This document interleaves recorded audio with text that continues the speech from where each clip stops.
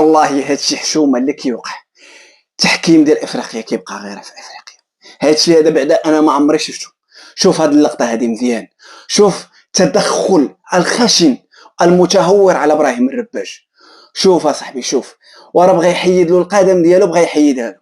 شوف كيفاش كيمشي عليه. شوف راه نخسروا مباراة وماشي مشكل، نخسروا مباراة وماشي مشكل، ولكن باش نخسروا لاعب وباش نهرسوا كارير ديال لاعب راه حشومه، راه حشومه. وخصوصا انا باش بقى فيا الحال اكثر كيقول لك هذه ما فيها والو، هذه ما فيها والو. ها افريقيا حكام ديال افريقيا، هذا الحكم اللي كاين كيقول لك هذه ما فيها والو.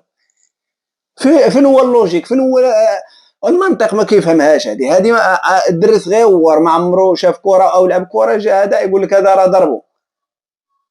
ما يمكنش. شوف اللقطه الثانيه، شوف هذه اللقطه هذه، قال لك هذه ما فيهاش ركله جزاء. عباد الله شوف التدخل.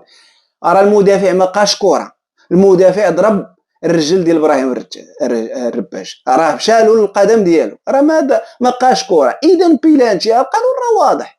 واش بدلوا القوانين وحنا ما عارفينش؟ بدلوا القوانين وحنا ما عارفينش. اللاعب او المهاجم مشى بكره والمدافع تدخل على المهاجم وما بقاش كره في منطقه العمليات، اذا بيلانتي. بلا ما تجي انايا تحمقني وتقول لي هذيك.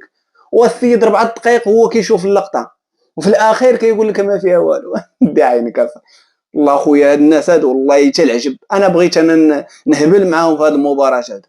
الله غالب وصافي.